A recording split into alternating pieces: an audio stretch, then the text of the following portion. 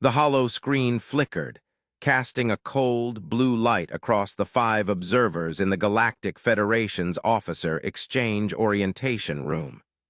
The air was thick with the scent of ozone and the subtle, cloying sweetness of xylosian nutrient paste, a smell that would soon be associated with pure, unadulterated shock. They were the best of their respective worlds. A Cathar strategist with a mind like a crystalline supercomputer, a Lorvelian pilot whose reflexes were legend, a silken-furred Graulan diplomat bred for empathy, a psionically gifted Vreen, and a hulking Rigelian enforcer whose species had never known retreat. They had come to Earth orbit to observe, and they assumed to gently mentor the newest, most volatile entrants into the Federation's military alliance: humanity. The video was titled Terran Cadet in Dock, Week 1, Day 3, The Crucible. The first 2 days had been perplexing. Lectures on something called Stoic philosophy, calisthenics that seemed needlessly repetitive, lessons on the history of primitive projectile weapons.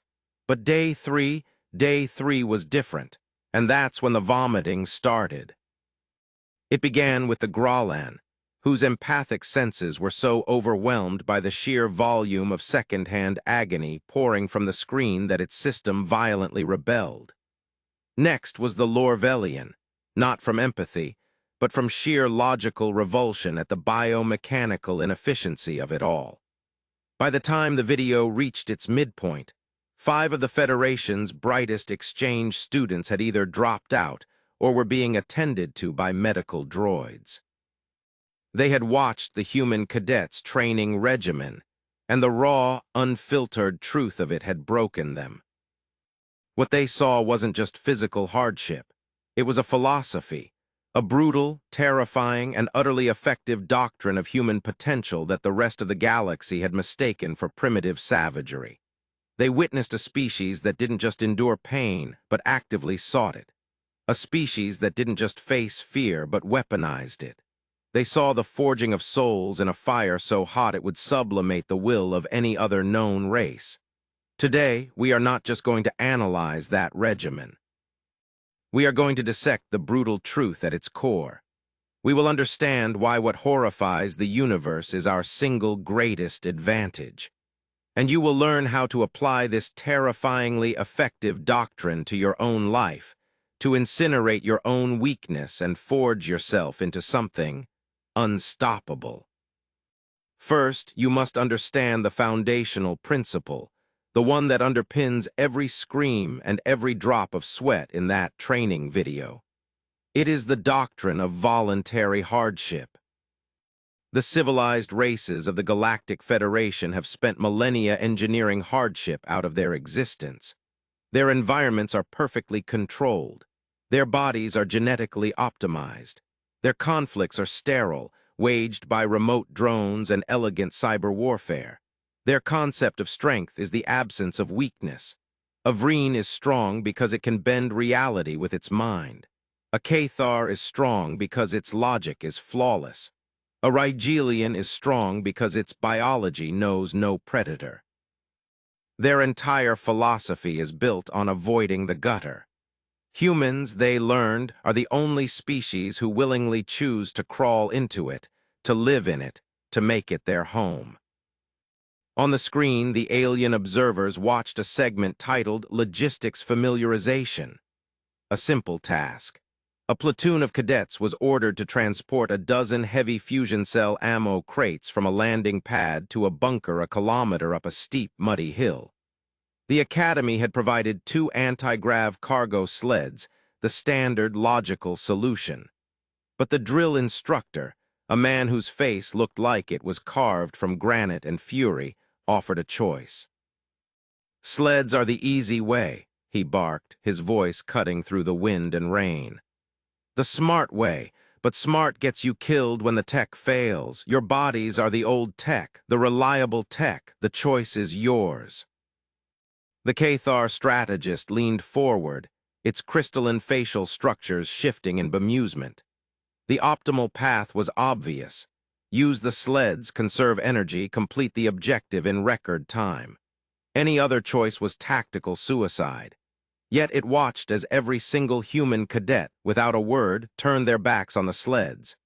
They moved to the crates, two cadets to a box, heaving the dead weight onto their shoulders and beginning the punishing, muscle-tearing slog up the hill. The Lorvelian pilot muttered, a low hiss of disbelief. They are degrading their combat effectiveness. By the time they reach the top, their lactate levels will be critical, their muscles fatigued. They are choosing to be weaker. This is the first great filter that separates the human mindset from all others. We understand that comfort is a cage. We understand that ease is a poison. The alien races saw a choice between an easy path and a hard path. The humans saw a choice between a tool that could be taken away and a tool that could not. They weren't just moving crates. They were forging resilience. They were performing an act of alchemy, transmuting pain into strength, exhaustion into endurance. They were choosing to suffer now in a controlled environment, so that when they had to suffer later in an uncontrolled one, it would feel like home. You in your life are offered this choice every single day. The elevator or the stairs, the mindless entertainment or the challenging book, the comfortable excuse or the difficult truth, the easy path of blaming others for your station or the brutal uphill climb of taking absolute ownership. Every time you choose comfort, every time you choose the anti-grav sled, you are voting for your own weakness. You are telling your mind and your body that you are not capable of bearing a load. You are training yourself to be dependent on things outside of your control. The doctrine of voluntary hardship is not about self-punishment. It is about self-inoculation. You are injecting a small, controlled dose of the universe's chaos into your veins, so that when the plague of genuine crisis arrives, you are already immune. The alien students saw cadets weakening themselves. The instructor saw them building calluses on their souls. Your first task is to look at your life and identify your anti-grav sleds. The shortcuts, the comforts, the things you rely on to avoid the strain. And then, with cold intent, you must turn your back on them. Choose the stairs, choose the work, choose the weight, because the strength you build carrying it is the only strength that is truly yours. The second part of the regimen, the part that caused the Grauland diplomat to physically retch, was the systematic dismantling of the body's limits. It was titled Physiological Adaptation. The Federation saw it as torture. The humans called it conditioning. The screen showed cadets submerged to their necks in near-freezing water, their teeth chattering uncontrollably, forced to recite operational codes and assemble a field weapon with numb fingers. The instructor called it the shiver. The purpose, he explained in a voiceover, wasn't to build resistance to cold. It was to teach the prefrontal cortex how to maintain absolute clarity and function while the lizard brain was screaming that it was about to die. It was a war waged inside one's own skull, between instinct and will. Then came the ghost walk, a 72-hour endurance march with no sleep, fueled only by nutrient paste that was deliberately engineered to taste like ash and disappointment. They didn't just walk.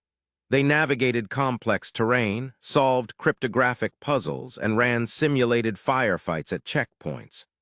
The Lorvelian pilot, whose species entered a regenerative stasis if they missed a single sleep cycle, saw this as biological sacrilege.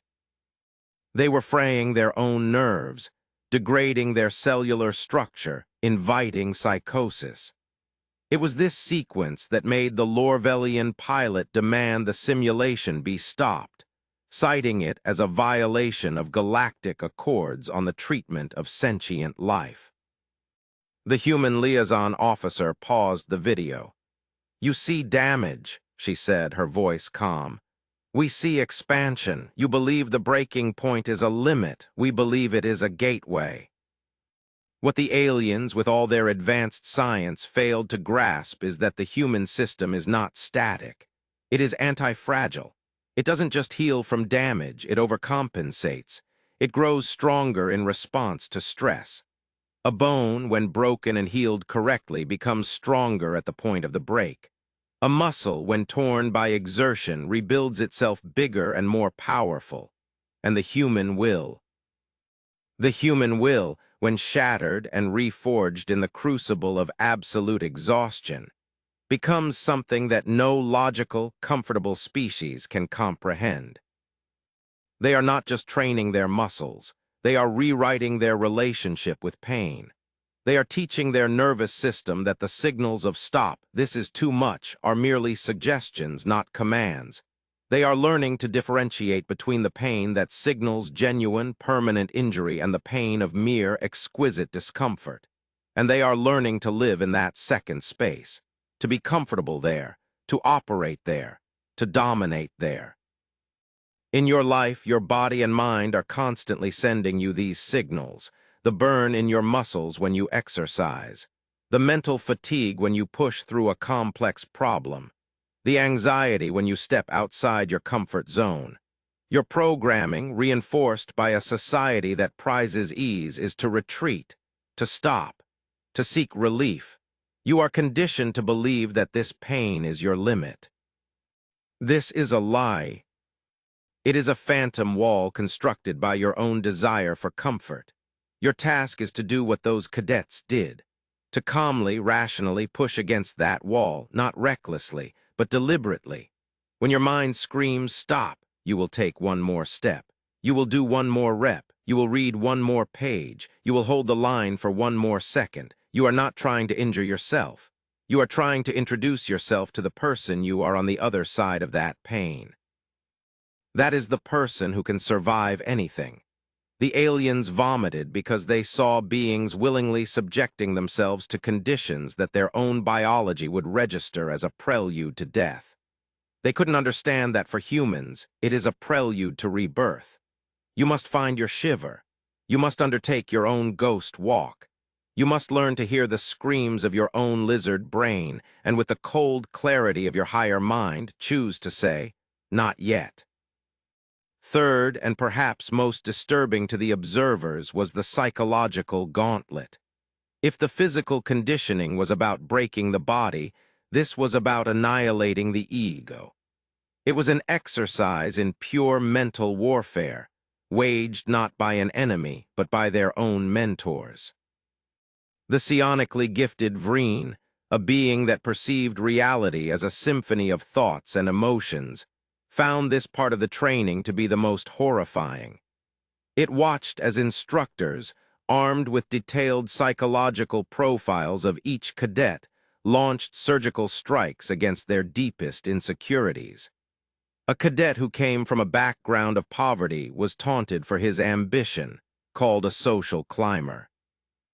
A cadet who prided herself on her intelligence was relentlessly put in no-win scenarios and berated for her obvious failures. A cadet with a hero complex was forced to choose which of his simulated squad mates would die, and then forced to write letters home to their families. This wasn't random cruelty. It was a calculated process of deconstruction. The goal was to strip away every fragile external layer of identity: pride, arrogance, fear of judgment, the need for approval, until all that remained was the raw, unshakable core of the individual. The instructors were not trying to build confidence. They were trying to build a foundation so deep and so solid that confidence became irrelevant. They were replacing it with something far more powerful: acceptance. Acceptance of failure, acceptance of fear, acceptance of their own insignificance in the grand, chaotic scheme of the universe. The Vreen, trying to understand, extended a sliver of its consciousness towards a young female cadet standing at attention while an instructor tore into her performance on a recent test. The instructor's words were a blade carving away at her self-worth. The Vreen expected to feel a storm of humiliation, anger, and despair, but what it felt shocked it to its core. Beneath a surface ripple of emotion, it sensed a vast, still, quiet ocean. The cadet was not internalizing the insults. She was observing them. She was letting the words wash over her, acknowledging the tactical truth in them while discarding the emotional poison. And deep within her mind, the Vreen detected a single, repeating thought, a mantra of pure, cold steel. This is not me. This is noise.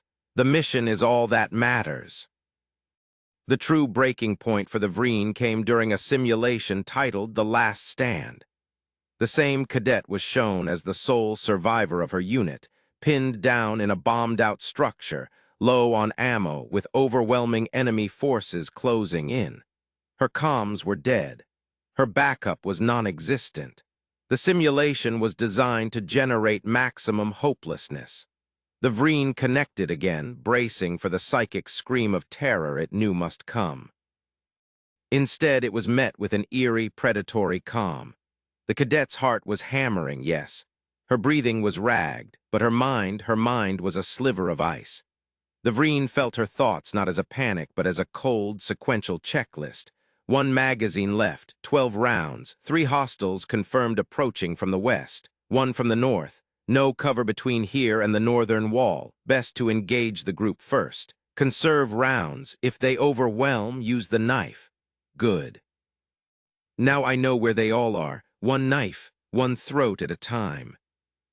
The sheer, focused ferocity of a mind that had embraced the absolute worst-case scenario and found a way to fight within it was too much. It was a predator's mindset born not from a place of strength, but from the abyss of utter hopelessness. The Vreen recoiled, severing the psychic link as if burned.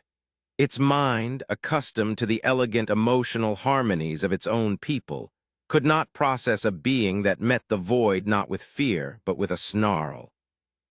This is when the Vreen collapsed, its own psychic stability shattered.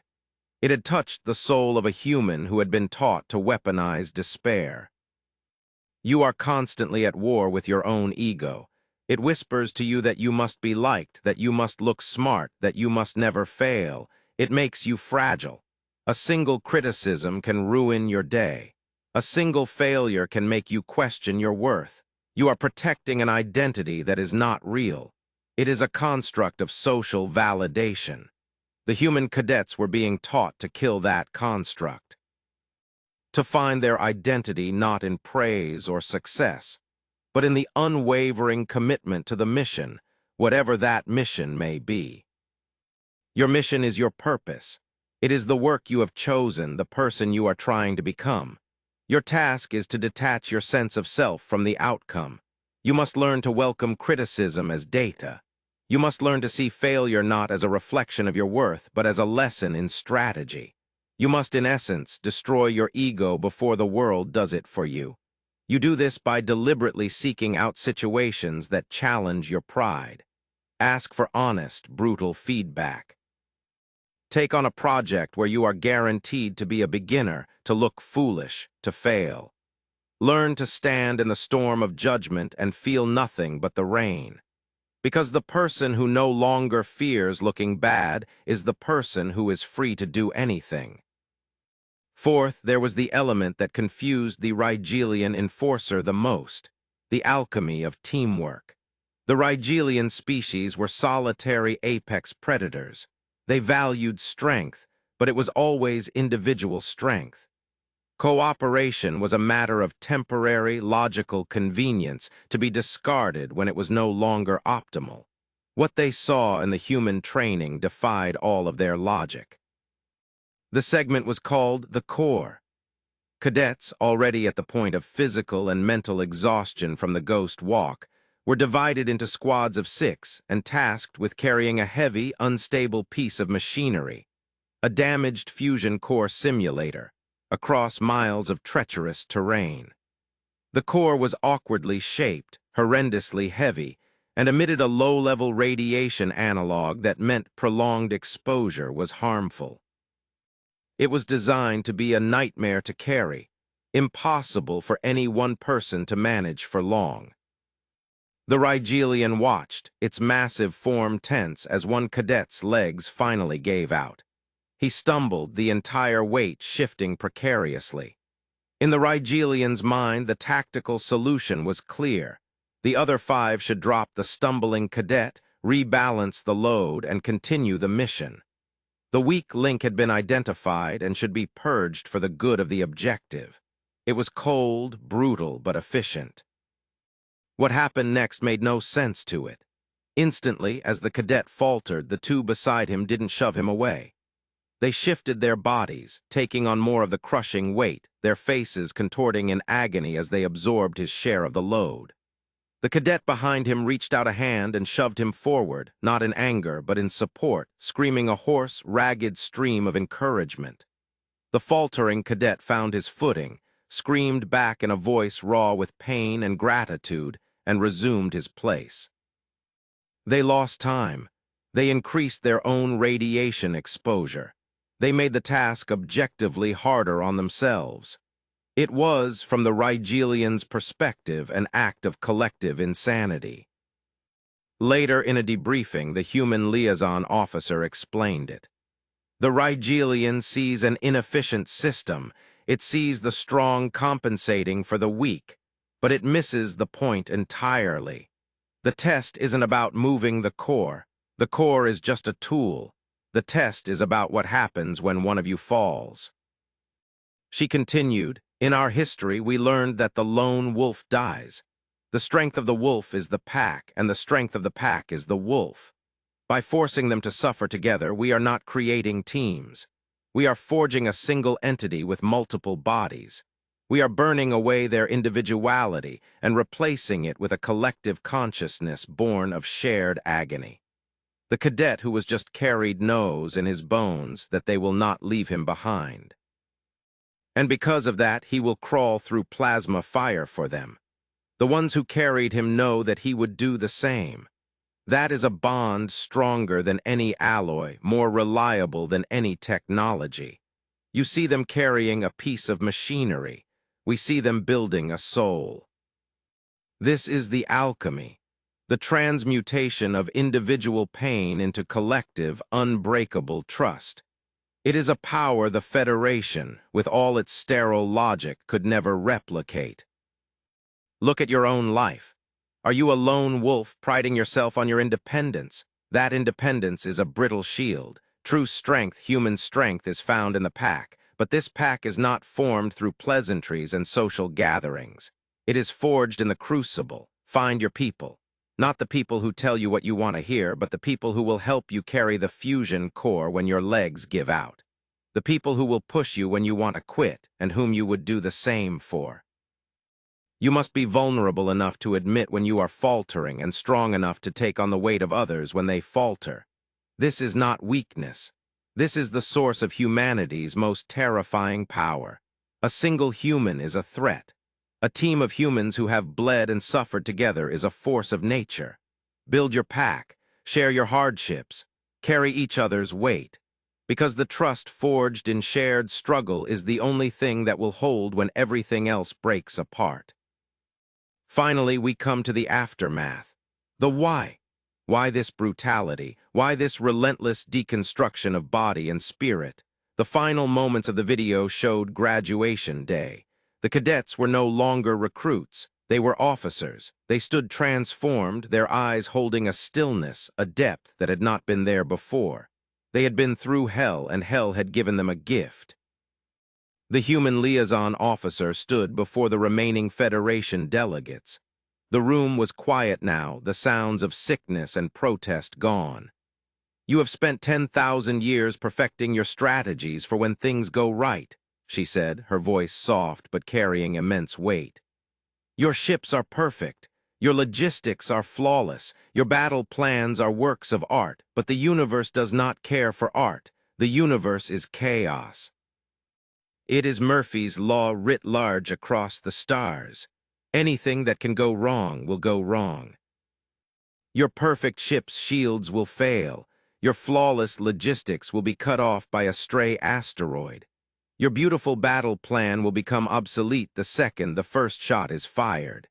And in that moment of pure, unscripted chaos, your soldiers, who have only ever known perfection and control, will panic. Their minds, unaccustomed to the stress, will shut down. Their logic will fail them, and they will be lost. She gestured to the screen where the newly minted officers were receiving their assignments. Our cadets are different. We do not train them for the plan. We train them for when the plan disintegrates. We have plunged them into the freezing water of failure. We have marched them through the desert of exhaustion. We have had them stare into the abyss of their own fear and hopelessness. We have done this so that when they face it for real, out in the black, it is not a terrifying stranger. It is a familiar old friend. That is the purpose of the crucible, she concluded. It is inoculation. You see brutality, we see an antibody. When the comms die, when the plasma conduits rupture, when your master strategists are screaming because the enemy is not behaving as the simulations predicted, my officers will be the calmest people in the room. They will take a breath, survey the absolute chaos, and they will whisper to themselves, "Good. Now we can get to work." The aliens had vomited and dropped out because they saw a process that inflicted pain. They could not see that the pain was merely a tool to purchase something priceless, the ability to function, to lead, and to win when all hope is lost. They saw a training regimen designed to break a person. They failed to see it was designed to break the weakness out of a person, leaving something harder and purer in its place. So I ask you now to look at your own life. You are avoiding your own crucible. You navigate your days seeking comfort, avoiding pain, and praying that chaos never visits your door. But it will. The universe guarantees it. Your personal enemy will not follow the script. Your business plan will fail. Your relationship will face a crisis. Your health will be challenged. And in that moment, what will you have to draw upon? The memory of 1,000 comfortable evenings. Or will you have the memory of the cold water, the memory of the long walk, the memory of facing your ego and letting it die? Will you have the strength of the pack you built in shared hardship? This is the ultimate lesson from the video that so horrified the galaxy. Our greatest strength is born from the very things we are taught to fear. Hardship, pain, failure, and fear are not your enemies. They are your instructors. They are the tools of your becoming. Stop running from them. Turn and face them. Create your own training regimen. Find a physical challenge that breaks you down and builds you back up. Find an intellectual challenge that humbles your pride. Find a way to serve your pack to carry their weight. Seek out voluntary hardship. Inoculate yourself against the chaos of the world. Forge yourself in a fire of your own making so that when the universe decides to test you, you will not break. You will not panic. You will look at the wreckage of your best-laid plans, take a deep breath, and with the cold, hard certainty of a Terran cadet, you will get to work.